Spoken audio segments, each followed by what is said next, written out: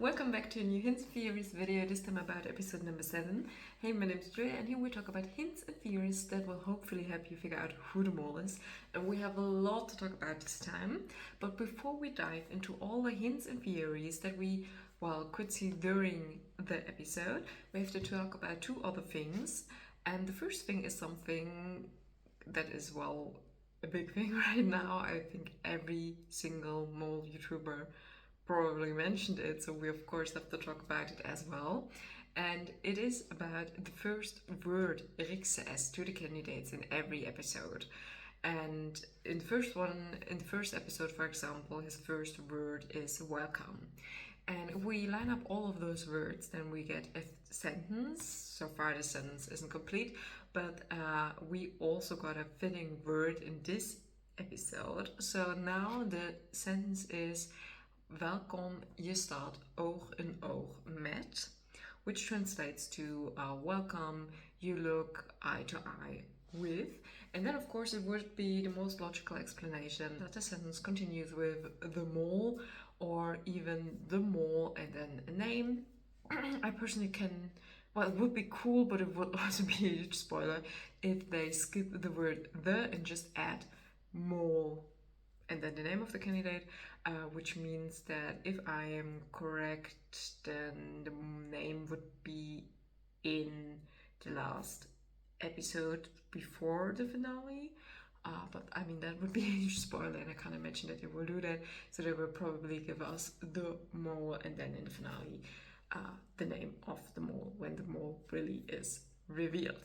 I can even imagine that as sort of, they usually have the video leading up to the point, and then back in the studio, the mole says the name, and imagine that they just cut all of Rick's word together, and then the name comes, or the mole, you get back into the studio, the mole takes a step forward and says, I'm the mole. Anyway, so this was a huge thing. And the second thing we have to talk about is that you probably remember that during the mollicitaties, so the interviews the candidates do before they leave for the trip, in the background we got to see a clock, and we saw those mollicitaties in episode number 1 and in another one as well. And a few videos back I said that the clock hands of that clock were colored in a neon green or so, and that most likely has to have a meaning, simply because why would you give those clock hands that special color? And there's an idea right now. So the smaller, shorter clock hand points to 2 minutes past 12, and the other one, the longer one, points to 4 minutes before half. And if we take those two numbers, so 2 and 4, and if you combine them with the alphabet, then we get the letters B and D, because B is the second letter of the alphabet and D is the fourth letter of the alphabet. And the initials B and D are the initials of Daan, Boom, Boom, Daan, Daan, Boom. Yeah, so maybe a hint to Daan. And with that, we finally jump to task number 1. In this task, we had 2 groups. We had the cocktail group and the photo group. And of course, you can mole in both groups. I personally think the mole, or if I were the mole, then I would probably prefer to sit in the bar group, in the photo group. But of course, you can also be in the wild cocktail group and simply name some wrong cocktail names, and that is what happened. So Matteo and Quinty didn't mention they had many cocktails, and Quinty also got a few wrong, and yeah, so of course that's a way to mole as well. But I think it would be way more fun moling in the photo group.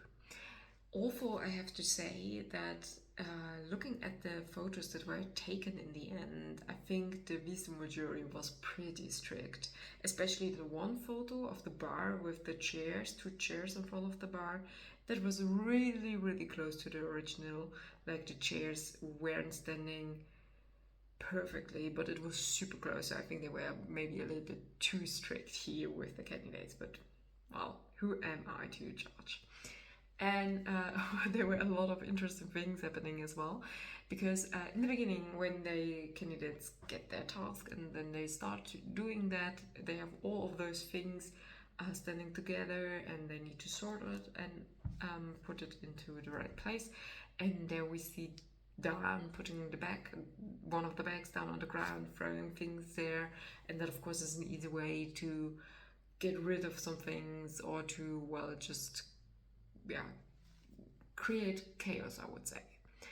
Then of course we had the obvious one with Bram, who finds some things behind the bar, and still the option that he's a candidate and really found them and somebody else hit them, or he's the mole, then finds the things he himself had hidden there and then pretends to be a good candidate because he found them. So I think we can count that a little bit suspicious as well.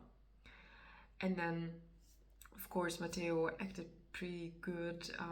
The only weird thing that happened was in one of the interview scenes, when they got to know that they had earned zero money with that part of the task.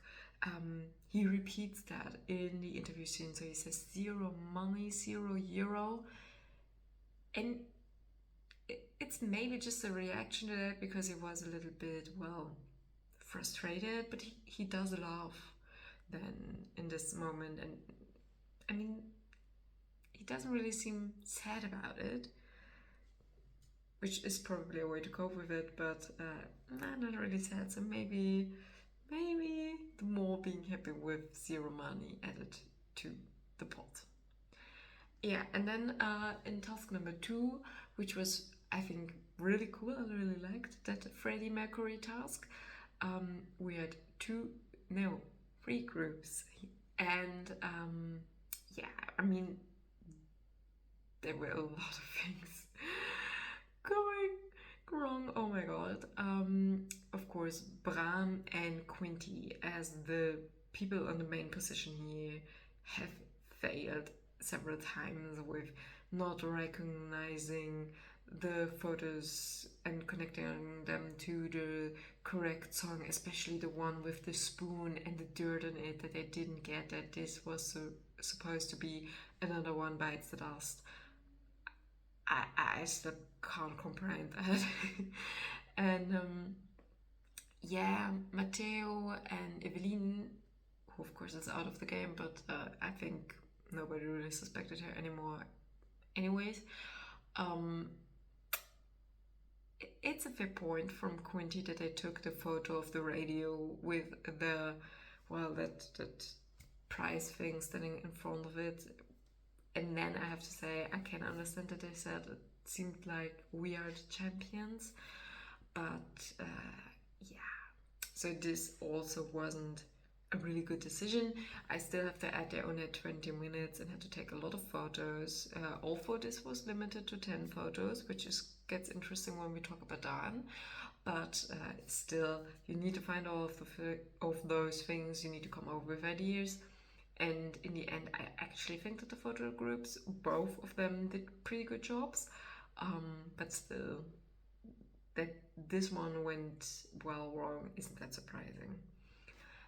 Talking about Dan, there's this one moment in which Matteo turns around and says that he thinks that Dan took a photo because he heard a click, and they only had 10 photos, so there of course was one wasted photo.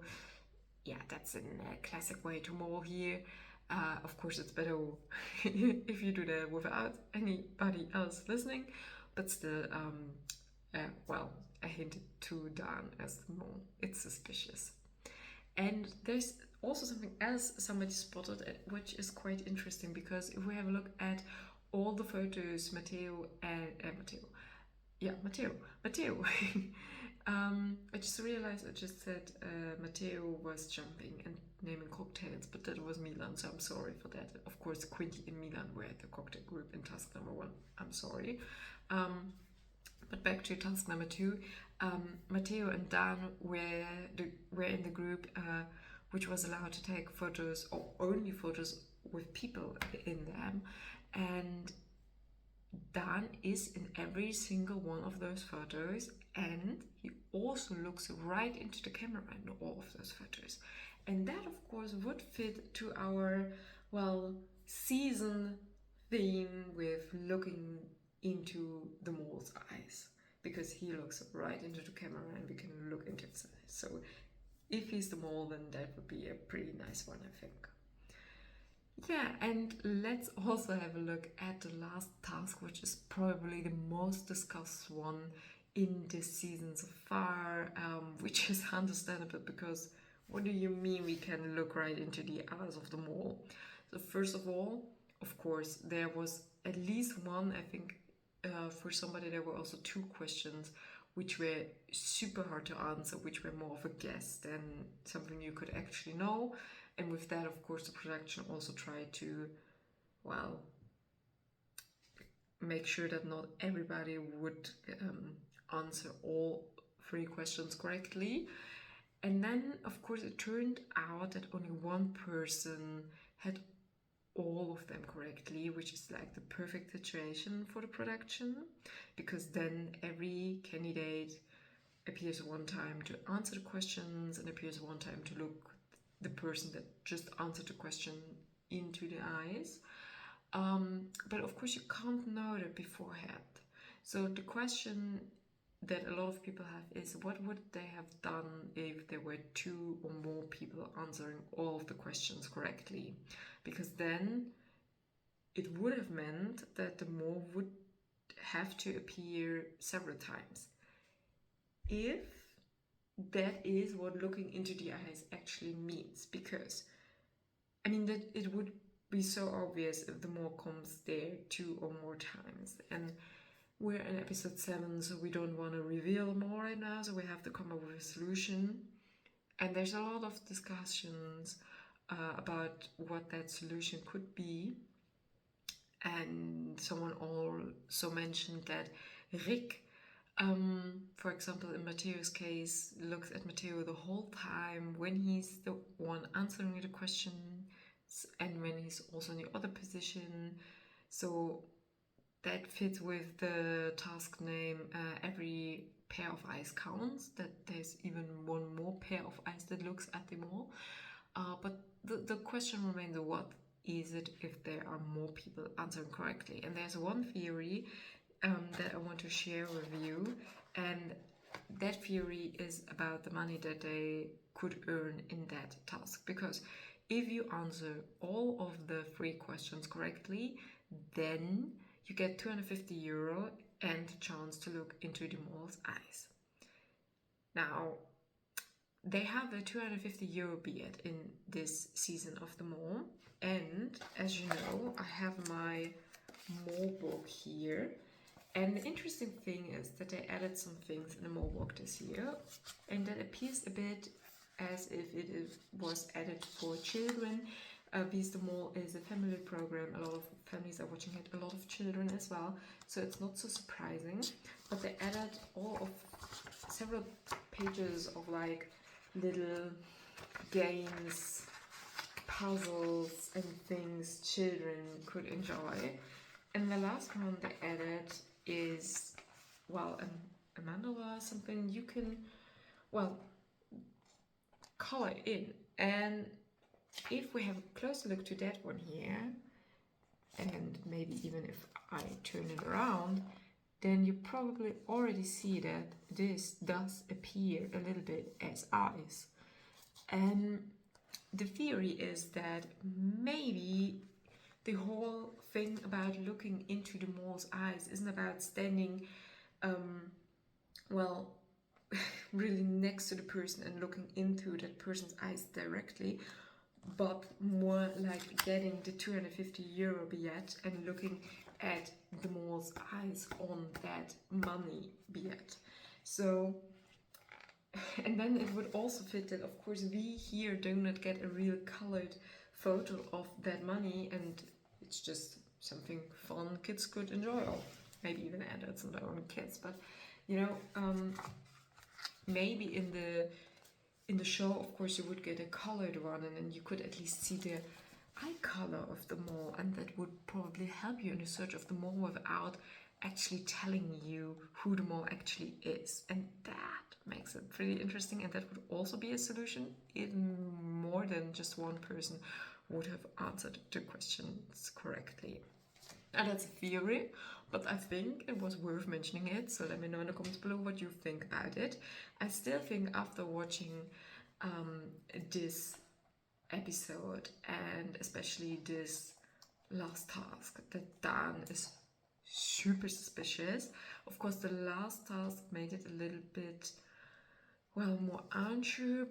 Bram is still very suspicious as well, especially because Dan looked into Bram's eyes then, but well, this whole theory probably makes this whole who looks into whose eyes, well, not that important anymore. So yeah, all of the others, Quincy has her suspicious moments as well, I think, but I just, yeah, Dan and Bram are so way more in focus at the moment, in this suspicious focus, that it's really hard to see one of the others being the mole at the moment. But let me know in the comments below what you think about it and who your main suspect is at the moment. What do you think about this last theory from the mole book? And what do you think about all of the things that happened in this episode? I am so excited to read your ideas about it.